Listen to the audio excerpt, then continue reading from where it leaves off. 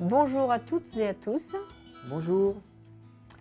Alors aujourd'hui, on va aborder un thème un peu d'actualité parce qu'on voit beaucoup de consultations sur ce sujet-là. C'est la difficulté à avoir des enfants.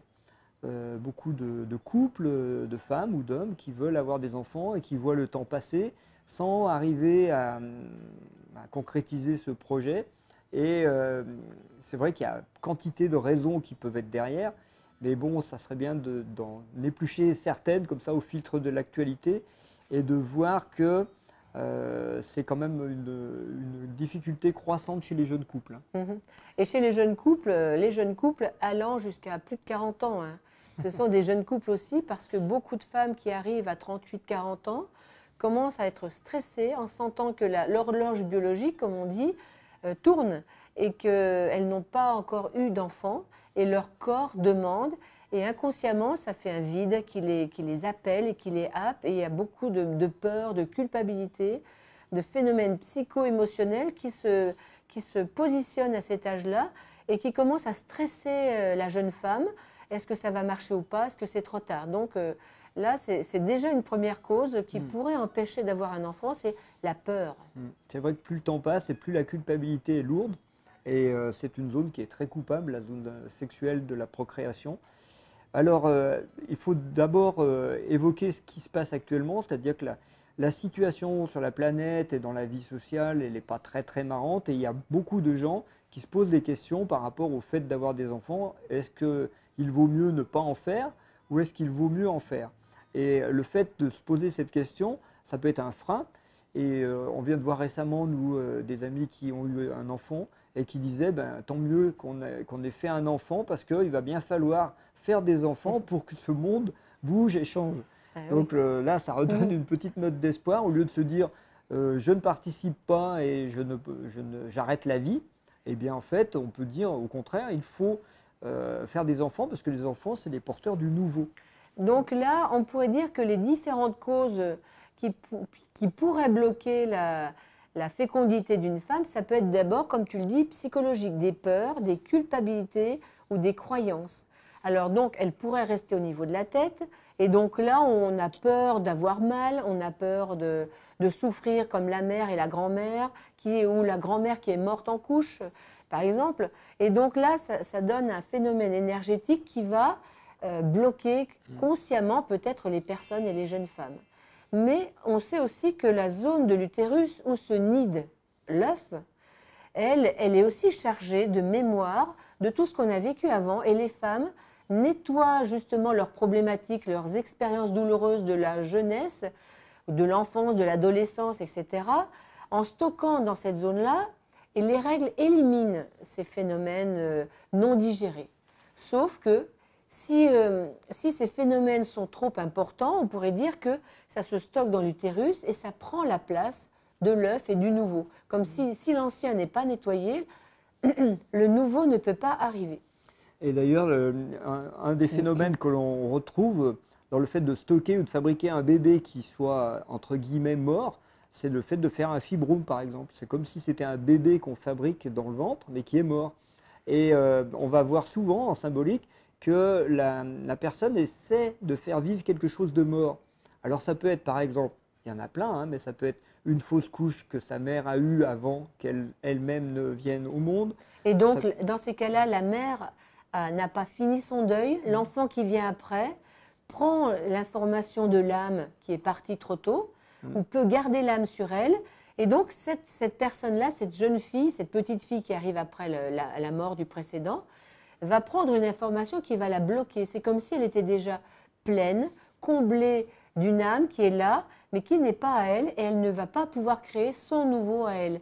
Et en plus, ça la décale derrière la mère. C'est comme si elle voulait sauver la mère, l'aider à être moins triste, à dépasser son deuil, et elle prend la peine sur elle et le blocage sur elle aussi. Alors, dans des cas comme ça, on peut aussi avoir des cas où c'est la naissance de la personne elle-même qui est remise en cause. C'est-à-dire, par exemple, les parents ou la mère n'a pas voulu de cet enfant.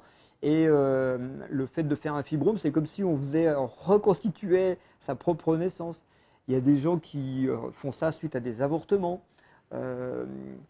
Voilà, donc chaque fois qu'il y a l'idée de faire vivre quelque chose de mort, ça peut faire fabriquer dans le nid, corps. dans l'utérus, quelque chose qui est mort.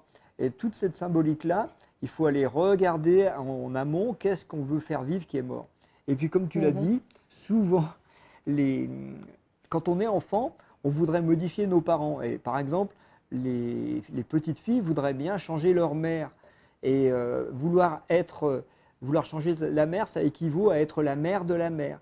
Donc à décaler, comme tu l'as dit juste avant, décaler l'enfant dans des espaces-temps antérieurs, ce qui va l'empêcher d'être dans un espace-temps actuel et de devenir mère elle-même, puisqu'elle joue déjà psychologiquement à être la mère de quelqu'un d'autre. Oui, alors la mère de sa mère ou la mère de son mari. Hein, tout le monde connaît les fameuses tatas. Dans les familles, il y a plusieurs sœurs et il y en a une qui ne pourra pas avoir d'enfant, qui s'occupera de ses neveux et nièces. Eh bien, elle a un rôle décalé. Elle s'est décalée, son âme s'est décalée en arrivant et elle reste décalée jusqu'à ce que, ou elle en prend conscience, ou un soin l'aide, ou quelque chose va l'aider à se recaler à sa place en tant que fille de la mère. Et elle pourra à nouveau enfin créer ses enfants à elle. Sinon, alors pas d'enfants, mais pas de créativité non plus au niveau de l'âme. Vous voyez, ça bloque totalement son processus créateur de nouveau. En tout cas, ce qu'il faut pour les femmes, la suggestion qu'on vous fera, c'est vraiment de regarder attentivement qu'est-ce que c'est pour vous être mère. Parce que prenez une feuille, écrivez être mère et vous écrivez tout ce qui vient. Qu'est-ce que ça vous raconte à l'intérieur de vous? Pourquoi vous voulez devenir mère? Et vous allez voir qu'il y a des bonnes raisons et puis de mauvaises raisons. Et c'est là où c'est très intéressant. Alors moi, je donnerais un conseil aussi aux femmes. Être mère, c'est porter en soi une créativité que vous ne découvrirez qu'au bout de 9 mois. C'est un cadeau, c'est une surprise. Et après ce cadeau, pensez qu'il faudra que vous le redonniez à la vie. Ce n'est pas quelque chose que vous devez garder pour vous. La vie doit continuer après ce cadeau-là, cet enfant.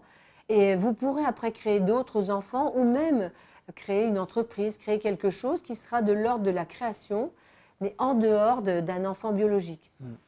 D'ailleurs, Gilles, souvent quand les jeunes femmes adoptent un enfant, le fait de s'être rebranchées sur leur juste place au niveau créativité débloque leur stérilité, soi-disant, et elles peuvent avoir un enfant dans leur ventre personnel. C'est vraiment magique, ça. On a vu des cas comme ça, oui. Donc voilà, très souvent, c'est un décalage. Les femmes ne sont pas à la bonne place et il faudrait recaler ça. Voilà. Et puis, par rapport aux hommes, bon, il y aurait plein d'autres choses à dire. Pour les femmes, il y a encore d'autres choses. Hein. Par exemple, le fait que la femme ait peur de perdre son mari si elle a un enfant. Et donc, ça peut faire des choses au niveau des muqueuses de l'utérus et ça, comment on appelle ça, l'endométriose. Voilà, par exemple, des choses comme ça. Il y a plein d'idées qu'il faut vraiment coucher sur le papier pour les rendre. Oui. L'endométriose, comme tu en parles, en fait, c'est un épaississement donc de la paroi qui devrait accueillir l'œuf. Si c'est bien ça. Donc, si la paroi est déjà épaisse, c'est qu'il y a déjà dans cette zone-là quelque chose qui prend la place. Et donc, il serait bon de nettoyer cette zone, que ce soit par rapport à une croyance, une peur, une culpabilité, ou bien une énergie qui est là et qui prend la place. En fait, ce n'est pas normal que les femmes ne puissent pas avoir d'enfants. Et il faut vraiment vous poser des questions et trouver la solution. Alors, on a beaucoup parlé des femmes, mais il y a aussi des hommes qui veulent avoir des enfants. On en a vu en stage ou en consultation. Les hommes, pour eux, ça ne se gère pas de la même manière. Pour l'homme, c'est vraiment une notion de responsabilité qui est là souvent. Et notamment par rapport à est-ce que je suis capable de féconder, est-ce que je suis capable de créer la vie.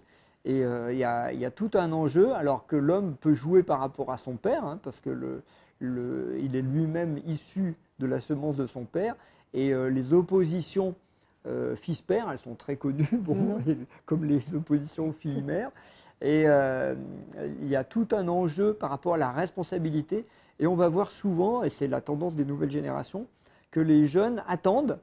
À notre époque, on faisait des enfants dès que possible, c'est-à-dire à 22 ans, on était dans la vie sociale, la vie familiale, la vie, le travail.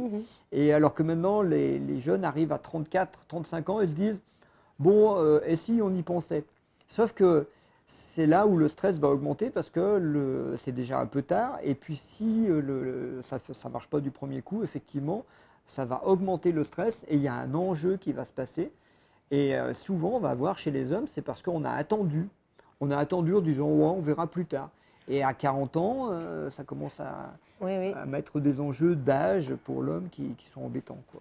C'est par rapport au stress, pour terminer, au stress de est-ce que je suis vraiment créateur ou non? Est-ce que j'ai le droit d'être créateur ou non, qu'on soit homme ou femme? En fait, il faudrait juste pour conclure que vous soyez convaincu qu'à partir de l'adolescence, vous devenez créateur et donc vous pouvez créer. Et quel que soit l'âge, il faut arrêter de se mettre un stress, c'est trop tard.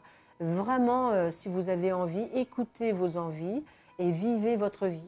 Voilà.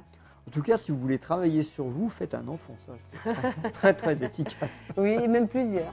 Allez, on vous encourage, entraînez-vous. Allez, à bientôt. À bientôt.